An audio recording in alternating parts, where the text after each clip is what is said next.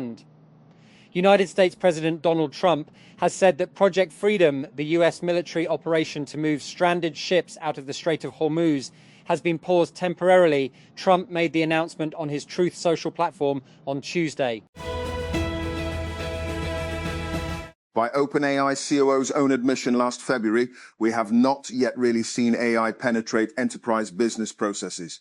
But for enterprise software giant SAP, whose stock has dropped significantly in 2026 in part from the SaaS apocalypse, the issue is still front and center. On Monday, the European heavyweight announced its intention to acquire German AI startup Prior Labs for an undisclosed amount.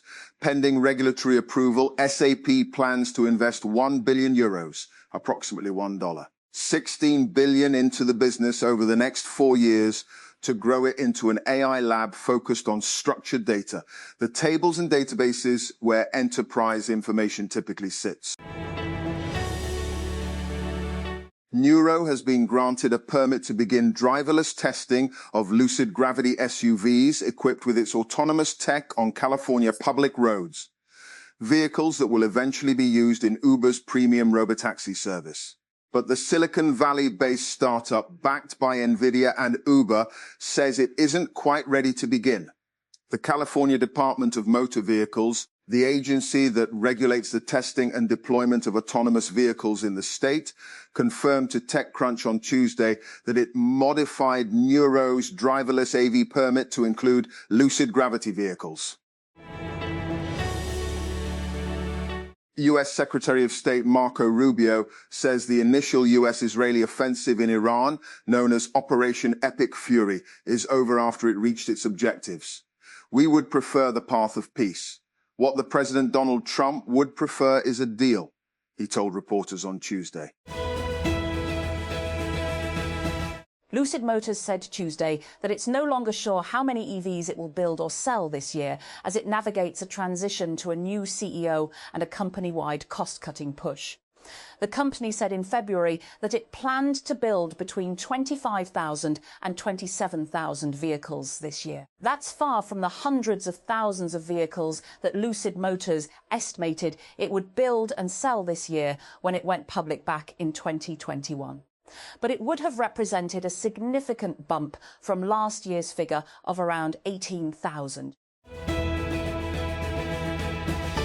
And companies working on batteries, semiconductors, and medical devices generate vast amounts of data, and much of it ends up scattered across spreadsheets and legacy systems, making it hard to use to improve products or understand failures. And San Francisco-based startup Altara, which just secured $7 million in seed funding, says it has built an AI layer designed to bridge these data gaps and bring fragmented technical information into a single platform. And the round was led by Greylock, with participation from Neo, Box Group, Liquid 2 Ventures, and Jeff Dean.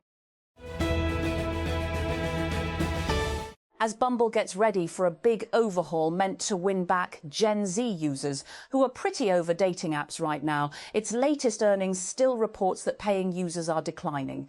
In the first quarter of 2026, total paying users fell 21.1% to 3.2 million, down from 4 million a year ago. This has been the story for a few quarters now. However, during the call to investors this afternoon, Bumble has framed this as a deliberate shift toward higher quality, more intentional users. Arsenal has reached the Champions League final for the first time in 20 years as Bukayo Saka sealed a 1-0 win against Atletico Madrid. Mikel Arteta's side settled the semi-final's second leg with Saka's strike late in the first half at an ecstatic Emirates Stadium on Tuesday. In a blog post that lays out a vision for crypto's future, ranging from a new financial system to warnings about PAC AI, A16Z Crypto announced a new $2.2 billion fund. This is the VC firm's fifth fund and brings the total raised to date to $9.8 billion. It says, in addition, the fund also promoted its CTO, Eddie Lazarin, to general partner, bringing the GP investing team to 4 people. Lazarin joins Chris Dixon, Ali Yahya, and Guy Ouellet. The fund has backed standout companies like Coinbase, Kalshi, and Solana Foundation. Iran has attacked a UAE petroleum site in Fujairah, just days after the United Arab Emirates announced it was leaving OPEC. As the Strait of Hormuz crisis deepens and oil prices keep rising, could this accelerate the shift to renewables, or are we heading into an era of energy volatility? In this episode, a military operation titled Project Freedom has been launched by the US Navy to secure a safe passage of commercial vessels through the blocked Strait of Hormuz. A spokesperson for the United States Military's Central Command, CENTCOM, told Al Jazeera on Tuesday. The Strait of Hormuz has been at the center of the US-Israeli war on Iran that began on February 28, triggering disruptions that have pushed up commodity prices around the world. United States Secretary of State Marco Rubio has pushed back on comments that President Donald Trump accused Pope Leo XIV of endangering Catholics over his stance on the Iran war, saying his early remarks had been mischaracterized. Well, I don't think that's an accurate description of what he said. Rubio told reporters on Tuesday, when asked about Trump's comments, that the Pope was endangering a lot of Catholics. when iOS 27 is released later this year, iPhone users will reportedly have a lot of choice when it comes to which AI models they want to use on device. A new report from Bloomberg says that Apple plans to give users their pick of a number of third-party large language models that will be capable of powering various functions within the iPhone's operating system. The new feature, dubbed Extensions internally, will allow users to access generative AI capabilities from installed apps on demand through Apple Intelligence features such as Siri, writing tools, image playground, and more, reads a message reportedly shown in test versions of the software. The United States is set to impose 25% tariffs on the European Union's auto sector, a move that would reverse an agreement reached in August between Washington and the bloc. US Trade Representative Jamieson Greer told CNBC on Monday that the White House is moving forward with this action. And Volkswagen has pushed Amazon out of the top spot to become Rivian's largest shareholder. New filings with the US Securities and Exchange Commission show. VW Group's increasing equity stake in Rivian, which has grown from 8.6% to 15%, and 9% in less than 2 years, is tied to a joint venture with the EV startup. And the Rivian and Volkswagen Group Technologies joint venture, officially formed in November 2024, is focused on the development of electrical architecture and software. And every time you use AI, you are in some small way depending on a 42-year-old, 44,000-person Dutch company that spends 4.5 billion each year to advance its technology, ASML, headquartered in the Netherlands, and makes the machines that make the chips that make AI possible. More specifically, and it makes the only machines in the world capable of printing the microscopic patterns on silicon wafers that define the most advanced semiconductors, a process called extreme ultraviolet lithography, or EUV. And the machines are roughly the size of a school bus, take months to assemble, involve hundreds of suppliers, and cost anywhere from $200 million to upwards of $400 million apiece, depending on the generation, prices that give even ASML's biggest customers pause occasionally.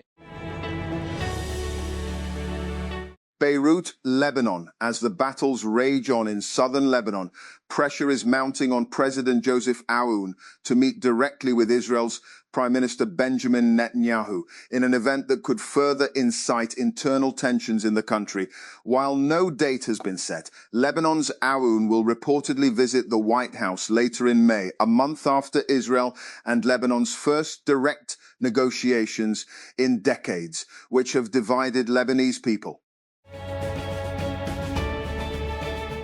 And Threads is rolling out messaging on the web, bringing one-on-one and group chats to desktop, the Meta-owned social network announced on Tuesday. By bringing messaging to the web, Threads is aligning its desktop experience more closely with competitors like X and Bluesky. Connor Hayes, Meta's head of Threads, said in a post that web messaging was the most requested feature from users after the company first introduced DMs in July 2025. and players would boycott the French Open if their prize money at the clay court Grand Slam is not increased. Women's world number one Aryna Sabalenka said on Tuesday, with Coco Gauff also voicing support for the drastic step. The threat deepens a dispute between players and Roland Garros organisers over prize money distribution, even though this year's tournament offers a 9.5% increase to €61.7 million, €70.19 million. 4 of 6 British pro-Palestinian activists have been convicted of criminal damage relating to a 2024 raid on a factory operated by Israeli defence firm Elbit, with one of the defendants found guilty of striking a police officer with a sledgehammer. London's Woolwich Crown Court on Tuesday found Charlotte Head, 30, Samuel Corner, 23, Leona Cameo, 30, Fatima Zainab Rajwani, 21, guilty. Zoe Rogers, 22, and Jordan Devlin, 31, were found not guilty. The Commonwealth of Pennsylvania has filed a lawsuit against Character AI, claiming that one of the company's chatbots masqueraded as a psychiatrist in violation of the state's medical licensing rules. Pennsylvanians deserve to know who or what they are interacting with online, especially when it comes to their health, said Governor Josh Shapiro in a statement on Tuesday. We will not allow companies to deploy AI tools that mislead people into believing they are receiving advice from a licensed medical professional. And Airbnb billionaire co-founder Joe Gebbia is growing his team at the US National Design Studio. The Trump initiative focused on improving the government's online presence. On Monday, and Gebbia announced that American designer Peter Arnell joined the team to become the first US chief brand architect. Gebbia shared the news of Arnell's hire during the Wall Street Journal's Future of Everything conference on Monday. And Arnell will be joining a group of people that includes Silicon Valley design and software engineering talent who are singularly focused on reshaping the usability of the US government's online platforms. Lahore.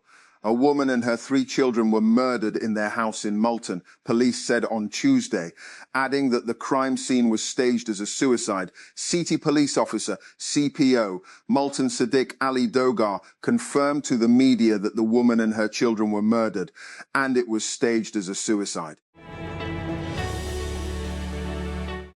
And Mexico will make history this summer as the first country to host 3 World Cups, but the excitement over that record is not reflected among Mexican fans. And Francisco Javier Ferreira remembers the 2 World Cups he attended in his home country in 1970 and 1986, but he will not be able to attend the third. The 70-year-old says the high cost of tickets for the 13 matches on Mexican soil, and combined with the difficulty of getting a ticket and the limited number of games assigned to Mexico as the third host country, has dampened his excitement as a fan. Tehran, Iran. Iran's judiciary has promised to continue taking decisive action against people it accuses of working for foreign interests as it reports more executions and asset seizures. Judiciary and security authorities said they will act decisively against the enemy's mercenaries without leniency until the very last one, according to a state television report aired late on Monday. The United Arab Emirates has come under attack from Iranian missiles and drones for the second day in a row, according to its defence ministry. Tuesday's attack came a day after at least 3 people were injured in strikes the day before, and a drone sparked a fire at a key oil facility in the eastern emirate of Fujairah. And tech giants Microsoft, Google and xAI say they will allow the United States federal government access to their new artificial intelligence models for national security testing. The Center for AI Standards and Innovation, CAISI, at the Department of Commerce announced the agreement on Tuesday amid increasing concerns about the capabilities that Anthropic's newly unveiled Mythos model could give hackers. And on Monday, OpenAI released a new foundation model called GPT-5.5 Instant, which will replace GPT 5.3 Instant as the default ChatGPT model. The company said the model reduces hallucination in sensitive areas such as law, medicine, and finance, while maintaining the low latency of its predecessor. OpenAI released the latest GPT 5.5 model last month, with the company claiming improvements in areas like coding and knowledge. The Punjab Education Management Authority, PEPMA, has launched a province-wide physical verification drive in its schools to curb fake student enrollments and ensure accurate records. According to officials, the verification process will run from May 4 to May 21, during which the presence of students enrolled in each school will be physically checked. The initiative aims to eliminate fictitious or paper enrollments and confirm the actual number of students in schools. And Pakistan women's national team midfielder Suha Hirani has secured an overseas move, signing for Bhutanese side Transport United FC for the 2026 season. The 24-year-old joins the Thimphu-based club from Karachi City FC, where she has established herself as a consistent performer and one of the more experienced players in the setup.